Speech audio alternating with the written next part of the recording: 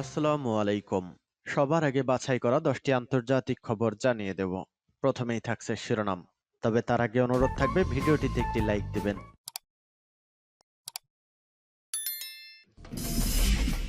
জানিয়ে দেব সর্বশেষ আপডেট আন্তর্জাতিক সংবাদ। শুরুতেই শিরোনাম। ইউক্রেনের পাল্টা আক্রমণ ঠেকাতে ২ লাখ সেনা চাইলেন প্রিগোজিন।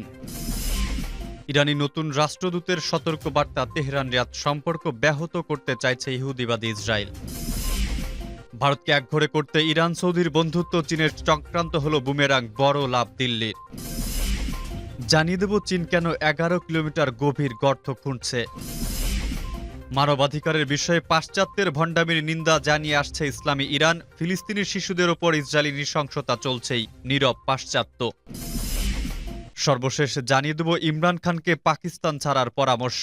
এতক্ষণ শুনছিলেন সংবাদ শিরোনাম, এবারে বিস্তারিত।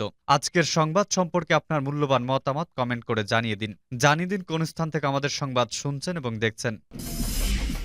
ইউক্রেনের পাল্টা আক্রমণ ঠেকাতে ২ লাখ সেনা চাইলেন প্রিগোজিন। ইউক্রেনীয় পাল্টা আক্রমণ মোকাবেলার জন্য তাকে ২ লাখ সেনা সরবরাহ করতে মস্কোর প্রতি আহ্বান জানিয়েছেন ভাড়াটে ওয়াগনার গ্রুপের প্রধান ইয়েভগেনি প্রিগোজিন। তিনি বলেছেন, ওয়াগনার সংস্থাই একমাত্র সশস্ত্র বাহিনী যা ইউক্রেনের আক্রমণ ঠেকাতে সক্ষম। রুশ কর্মকর্তাদের পাশাপাশি পশ্চিমারা বলছে পাল্টা আক্রমণ শুরু করেছে ইউক্রেন। কিয়েভ সেনারা রাশিয়ার প্রতিরক্ষা লাইন ইতোমধ্যে অতিক্রম করেছে।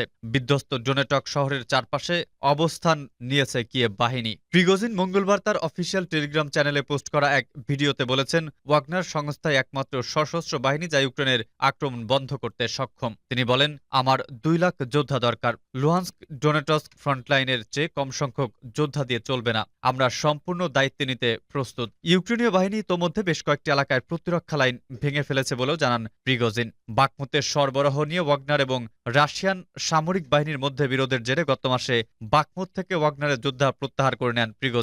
বলা হচ্ছে, বাকমুতে বড় ধরনের ক্ষয়ক্ষতির মুখে পড়েছিল ওয়াগনাররা।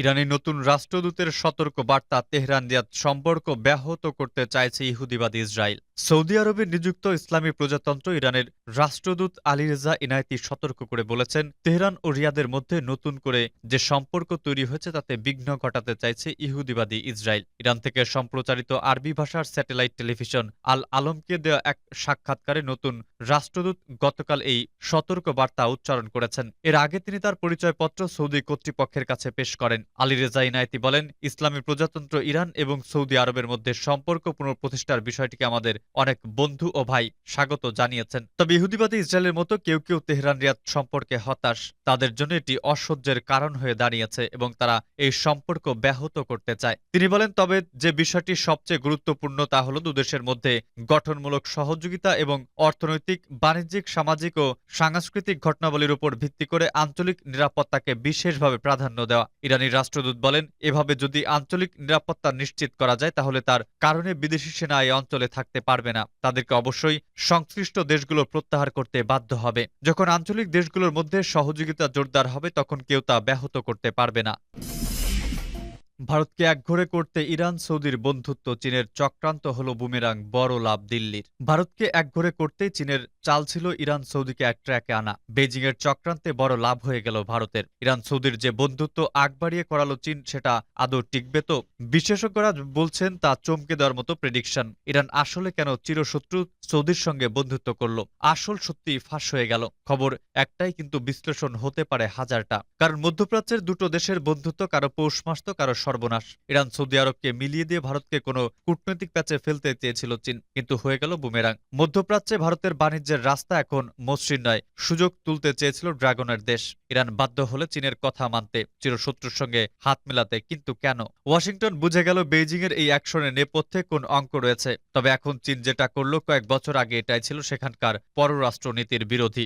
বহু বছর ধরে চীনের পররাষ্ট্রনীতির অন্যতম ঘোষিত স্তম্ভ ছিল অন্য দেশের অভ্যন্তরীণ বিষয় না গলানো। এখন নতুন ট্রেন্ড। জেনে রাখুন, মধ্যপ্রাচ্যকেই পশ্চিম এশিয়াও বলা হয়। আর এই পশ্চিম এশিয়া চীনের সক্রিয়তা বা অ্যাক্টিভিটি বাড়ছে প্রতি প্রতিটি দিনে? ভারত ইরানের দিকে নাকি সৌদি আরবের পক্ষে, নাকি আমেরিকার মতোই এক ধরনের শান্তি চুক্তিতে অস্বস্তি বাড়ল দিল্লির? স্পষ্ট ভাষায় জানতে চায় চীন। চীনের পিকিং বিশ্ববিদ্যালয় মিডল ইস্টার্ন স্টাডিজের সেন্টার অধিকর্তা ইউ বিবেং দ্য ওয়ারকে সাক্ষাৎকারে জানিয়েছেন, পশ্চিম এশিয়ার নিরাপত্তা নিয়ে চীন নতুন একটি কাঠামো গঠন করেছে। সাম্প্রতিক শান্তি চুক্তিও তারই অন্তর্গত। বিশেষজ্ঞরা বলছেন, চীন ভারতের কূটনৈতিক অবস্থান সম্পর্কে ওয়াকিবহাল, তাই তারা জানে সৌদি জ্বালানি তেল দেয় ভারতকে। ইরানের হরমুজ প্রণালী মারাত্মক গুরুত্বপূর্ণ। ইরান ও সৌদি উভয় দেশ যেমন ভারতের মিত্র, তেমনি আমেরিকাও কিন্তু ভারতের অতি ভালো বন্ধু। এখানে কারো বিরুদ্ধে বলা মানে অপ্রস্তুতে পড়তে হবে দিল্লিকে। ভারতকে কোণঠাসা করার সোজা হিসেব কষল চীন। কিন্তু এখানে প্রশ্ন দুটো, যে ইরান সৌদি চুক্তি নিয়ে এত হইচই, সেটা টিকবে তো আদৌ? জেনে রাখুন, চীনের চক্রান্তে লাভই হয়ে গেল ভারতের, আর সেটা দিল্লিকে জানিয়ে দিল ইরান নিজে। কূটনৈতিক মহল বলছে, আসল গল্পটা শুনুন। আগামী 25 বছর চীনের পক্ষ থেকে ইরানে 400 বিলিয়ন মার্কিন ডলার বিনিয়োগের প্রতিশ্রুতি দেওয়া হয়েছে। বর্তমানে ইরানের বৃহত্তম বাণিজ্যিক অংশীদারও চীন। তাই বলা যায়, তেহরান চীনের মধ্যস্থতায় করা যে কোনো চুক্তি মানতে বাধ্য। ইরান যদি চুক্তি মেনে না চলে, তবে আঞ্চলিক শান্তির ক্ষেত্রে বড় ধরনের সুযোগ হাতছাড়া হবে। ভারতের লাভ এখানেই। ইরানের ভারতে থাকা রাষ্ট্রদূত ইরাজ ইলাহির দাবি, পারস্য উপসাগরীয় অঞ্চলে স্থিতিশীলতা ও শান্তি বৃদ্ধি হলে ভারতের বাণিজ্যের বিস্তারের পক্ষে তা ভালো খবর। কারণ তুরস্ক ছাড়াও ভারত, কাতার, কুয়েত, এমনকি ইরানের নূপুর শর্মার একটা মন্তব্যের পর রীতিমতো পণ্য বয়কটের ডাক দেওয়া হয়েছিল। ভারতের সঙ্গে ইরানের সম্পর্ক আগের থেকে বেটার হলেও তিক্ততার সবচেয়ে মিটেছে তেমনটাও নয়। এদিকে সৌদি আরবের থেকে অন্তত 18% জ্বালানি তেল আমদানি করে ভারত। তাই সৌদি ইরানের সম্পর্ক যত ভালো হবে, ততই ভারতের লাভ। চীন কেন 11 কিলোমিটার গভীর গর্ত খুঁড়ছে? চীন এমন একটা গর্ত করতে শুরু করেছে যার গভীরতা 11,100 মিটার ছাড়িয়ে যাবে। গত সপ্তাহে উত্তর পশ্চিমাঞ্চলের জিংজিয়াং উইঘুর স্বায়ত্তশাসিত এলাকায় বিশ্বের দ্বিতীয় বৃহৎ টিলা মরুভূমি তাকলামাকান নামে জায়গায় এই গর্ত খোঁড়ার কাজ শুরু হয়। দেশটির রাষ্ট্রীয় সংবাদ সংস্থা সিনহুয়া বলছে, গর্তটির মাটির 10 স্তর ভেদ করে এমন একটি স্তরে পৌঁছাবে যেটি প্রায় 145 থেকে 66 মিলিয়ন বছর আগে ছিল। পুরো প্রকল্পটির শেষ হতে সময় লাগবে 457 দিন। এই সময়ের মধ্যে 2000 টনের বেশি ভারী যন্ত্রপাতি ও মেশিন সামলাবেন সংশ্লিষ্টরা। এটি চীনের সবচেয়ে বড় খনন প্রকল্প, যা প্রথমবারের মতো 10,000 মিটার কূপ খননের প্রতিবন্ধকতা ছাড়িয়ে যাবে। তবে চীন যে গর্তটি খুঁড়বে সেটি মানবসৃষ্ট গভীরতম গর্ত হবে না। সেই রেকর্ডটি রাশিয়ার দখলে। রাশিয়ার কোলা উপত্যকায় একটি সুপার ডিপ ড্রিলিং প্রজেক্টের অধীনে একটি গর্ত খোঁড়া হয়েছিল, যার গভীরতা ছিল 12,262 মিটার। 1989 সালের আগ পর্যন্ত প্রায় 2 দশক ধরে ওই খনন প্রক্রিয়া চলে। চীন এমন এক সময় এ ধরনের একটি পদক্ষেপ নিল যখন দেশটি বৈশ্বিক প্রযুক্তি ও বৈজ্ঞানিক শক্তি হিসেবে নিজের অন্তর্ভুক্তিতে গুরুত্বপূর্ণ পদক্ষেপ নিচ্ছে। কিন্তু এত গভীর গর্ত কেন খোঁড়া হচ্ছে, যা প্রায় এভারেস্টের পর্বতের সমান এবং যা কোনো বাণিজ্যিক বিমানের সর্বোচ্চ ফ্লাইটের উচ্চতার সমান? তাকলামাকান মরুভূমির তারিম তেলকূপ 9 কিলোমিটারের বেশি গভীর। রাষ্ট্রীয় পেট্রো রাসায়নিক কর্পোরেশন সিনোপেক এ প্রকল্পটি পরিচালনা করছে। তারা জানিয়েছে, এর উদ্দেশ্য হচ্ছে ভূতাত্ত্বিক অনুসন্ধানের ক্ষেত্রে গভীরতার সীমা ছাড়িয়ে যাওয়া। মানবাধিকারের বিষয়ে পাশ্চাত্যের ভণ্ডামির নিন্দা জানিয়ে আসছে ইসলামী ইরান। ফিলিস্তিনি শিশুদের উপর ইসরায়েলি নৃশংসতা চলছেই নীরব পাশ্চাত্য।